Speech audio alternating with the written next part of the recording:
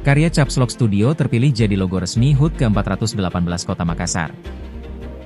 Antisipasi gangguan Kamtibmas, Polres Jeneponto gelar patroli skala besar dan KRYD.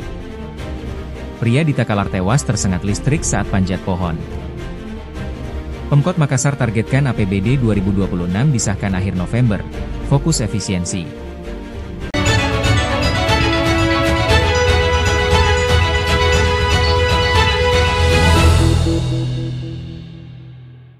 Siapapun nanti yang akan menjadi. Pemerintah Kota Makassar menetapkan karya Reyhan Regisha dari Caps Lock Studio sebagai pemenang kompetisi desain logo resmi hari ulang tahun HUT ke-418 Kota Makassar tahun 2025.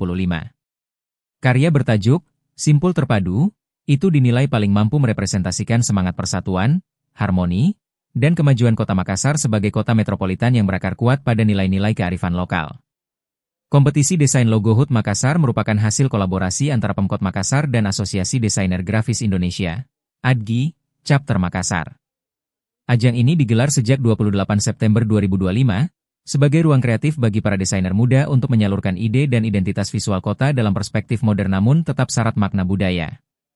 5 finalis terpilih mendapat kesempatan mempresentasikan langsung karya mereka di Balai Kota Makassar, Senin 20 Oktober. Mereka adalah Adi Raisa Putra, Ahmad Ade Nugraha, Andi Trihendra, Ahmad Taufik, dan Reyhan Regisha. Dari kelimanya, logo karya Reyhan akhirnya dinobatkan sebagai pemenang setelah melewati proses penilaian yang ketat oleh Dewan Juri yang menilai dari aspek estetika, konsep, filosofi, orisinalitas, serta relevansi terhadap tema besar HUT ke-418.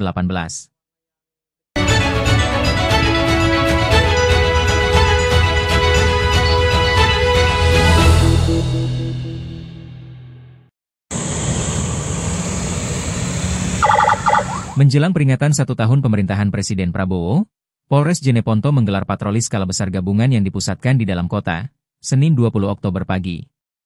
Kegiatan yang dimulai sekitar pukul 8.30 WITA ini merupakan bentuk kesiapsiagaan dan upaya preventif untuk mengantisipasi potensi gangguan Kamtibmas. Patroli yang melibatkan seluruh fungsi dan jajaran Polsek ini merupakan bagian dari kegiatan rutin yang ditingkatkan KRYD. Meskipun kondisi Kamtibmas di Kabupaten Jeneponto hingga saat ini relatif aman dan tidak ada indikasi rencana unjuk rasa, langkah antisipatif telah dilakukan jauh hari sebelumnya. Kaba Ops Polres Jeneponto, Kompol Andi Huseng, yang memimpin langsung apel pemberangkatan patroli, menyampaikan apresiasi atas peran serta masyarakat dalam menjaga kondusivitas wilayah. Alhamdulillah hingga saat ini situasi masih aman dan terkendali. Hal tersebut tidak lepas dari peran serta masyarakat dalam menjaga keamanan dan ketertiban, ujar Kompol Andi Huseng. Lebih lanjut, Kompol Huseng menjelaskan bahwa tujuan dari gelaran patroli skala besar ini tidak hanya sebagai operasi pengamanan, tetapi juga sebagai bentuk show of force atau unjuk kesiapan. Tujuan pelaksanaan patroli berskala besar kali ini untuk show of force sekaligus untuk menunjukkan kesiapsiagaan kami dalam menghadapi situasi ke depan, tegasnya. Kehadiran personel dan kendaraan dinas dalam jumlah yang signifikan diharapkan dapat menciptakan efek gentar, deterrent effect, bagi pihak-pihak yang berpotensi mengganggu stabilitas keamanan.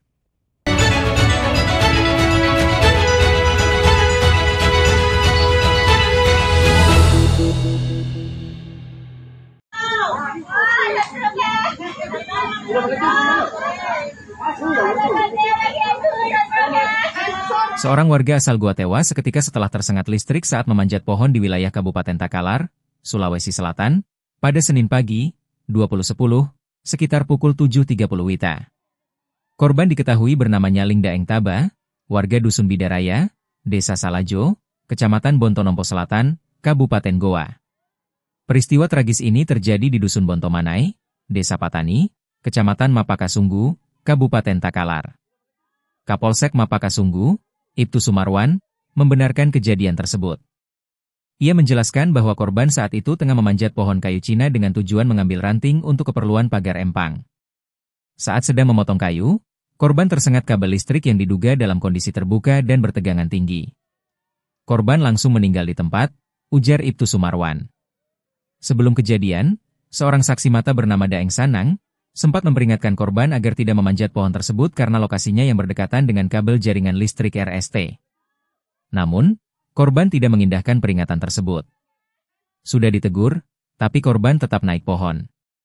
Tidak lama setelah mulai memotong kayu, tubuhnya menyentuh kabel dan langsung tersengat listrik, jelas Kapolsek. Setelah kejadian, Tim kepolisian bersama warga mengevakuasi korban dari atas pohon. Jenazah kemudian dibawa oleh pihak keluarga ke rumah duka di Goa untuk disemayamkan.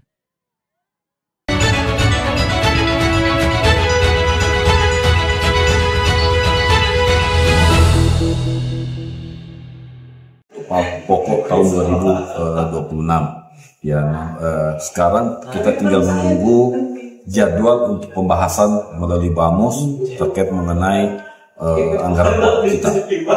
RKPD kita sudah masukkan di bulan yang lalu, namun kan sekarang sudah ada dari pemerintah pusat untuk terkait mengenai pemotongan TPKD, ya, transfer ke daerah.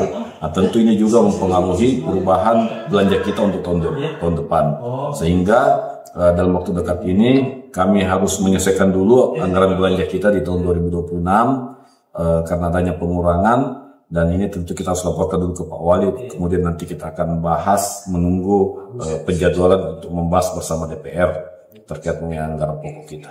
Artinya akan ada pembahasan khusus dulu Pak terkait dengan efisiensi. Ya tentu, ya harus kita efisiensi karena kan ada pengurangan, sehingga postur belanja kita ini tentu harus kita kembali memprioritaskan kira-kira kegiatan-kegiatan atau program apa yang perlu kita prioritaskan. Yang jelas program prioritas Pak Wali Kota itu harus kita dahulukan tentunya, ya, janji politik beliau dalam 5 tahun ke depan harus kita kawal.